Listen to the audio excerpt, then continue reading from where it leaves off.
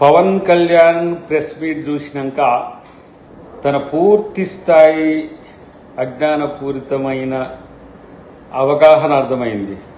నీ లక్ష్యం ఏందో తెలిసిన తర్వాత, నువ్వు చేయాలనుకుంటున్నది ఏందో తెలిసిన తర్వాత నువ్వేం చెప్పినా తెలంగాణ ప్రజలేం నమ్మరు. కాంగ్రెస్ పార్టీ లక్ష్యంగా నీ ఎత్తులన్నీ కూడా చిత్తు చేయడానికి అందరం సిద్ధంగానే ఉంటాం. ఏం బాధపడకు మిత్రమా.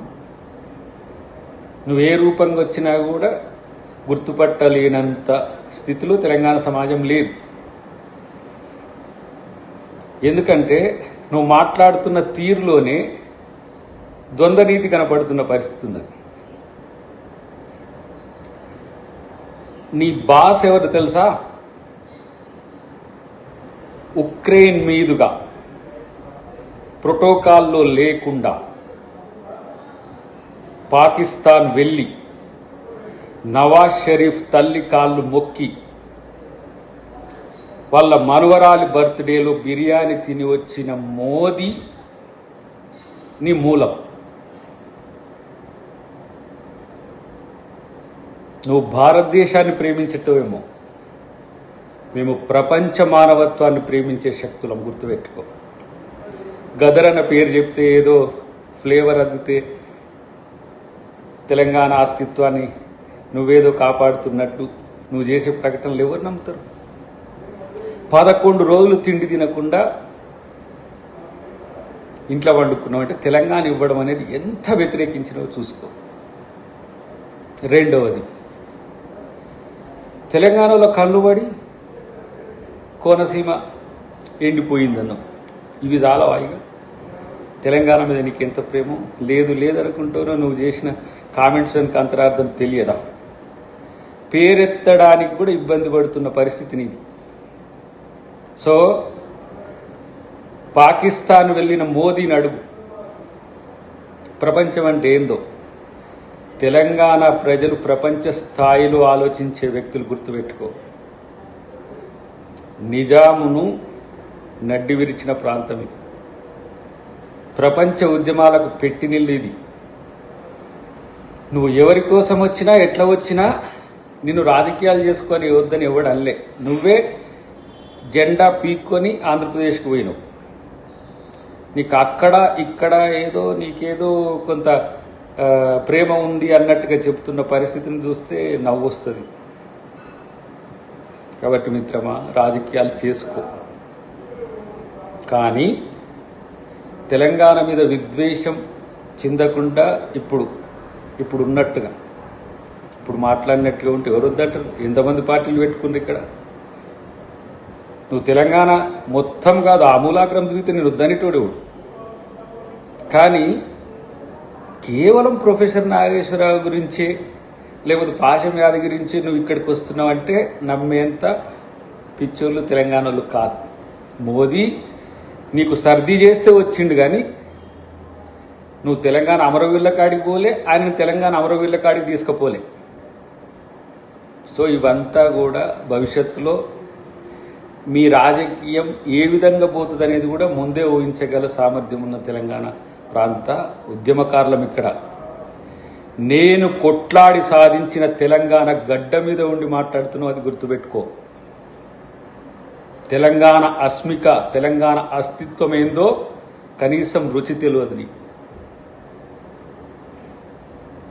1200 మంది చనిపోయిన తెలంగాణ తెచ్చుకుంటే 11 రోజులు ఉపవాసం ఉన్నావంటే అమరవీరులకు నువ్వు ఎలా నివాళులర్పించినట్ట? ఎలా సంబురాలు ఇక్కడ వచ్చి పంచాయతీ పెట్టినావు? దేనికి సంకేతం ఇది తెలియదా? కాబట్టి నీ రాజకీయాలేవో నువ్వు చేసుకో, కానీ ఇక్కడెవరో నిన్ను విలన్గా చూస్తున్నట్టుగా, నిన్నెవరో అడ్డుకుంటున్నట్టుగా ఫీల్ గా. ఎవ్వరు అడ్డుకోరు నిన్ను. ఎందుకు అడ్డుకోరంటే నీ శక్తి మేరకు పోరాడు, నీ ఇష్టం వచ్చినట్టుగా పోరాడు. నిన్నెవరెందుకు ఏమన్నారంటే నీకు ఆ స్వేచ్ఛ హక్కు ఉంది.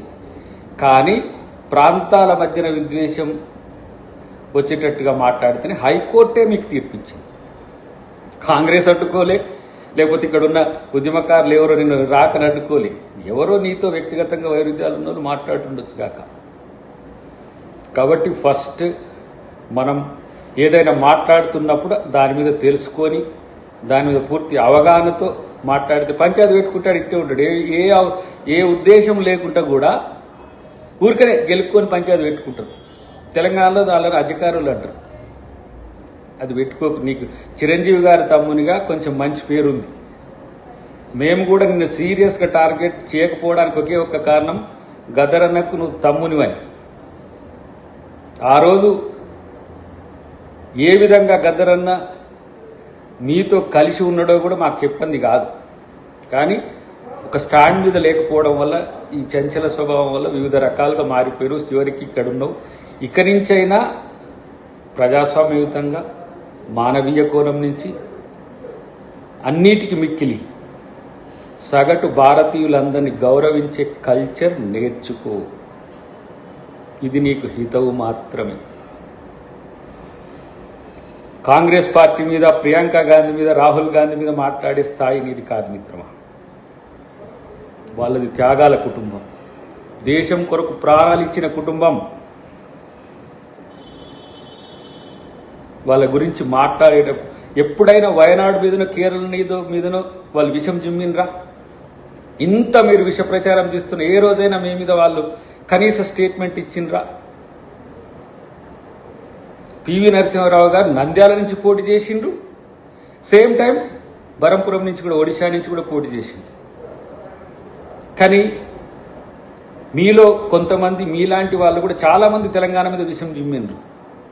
ఆంధ్ర ప్రజలు కాదు, ఆంధ్రాలో అందరు నాయకులు కాదు, చిరంజీవి గారు కూడా కాదు. కాబట్టి మనం ఏ విధంగా ఉన్నామనేది మన స్టేటస్, మన ట్రాక్ చెప్తుంది.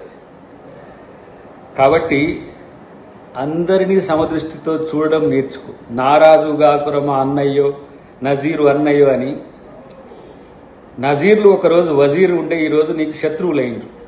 దేశం మొత్తం ఏ విధంగా కాంగ్రెస్ పార్టీ ఈరోజు అన్ని వర్గాలను, హిందువులను, ముస్లింలను, క్రిస్టియన్లను, బౌద్ధులను, జైనులను, అన్ని కులాలను, అన్ని మతాలను కలుపుకొని పోతుందో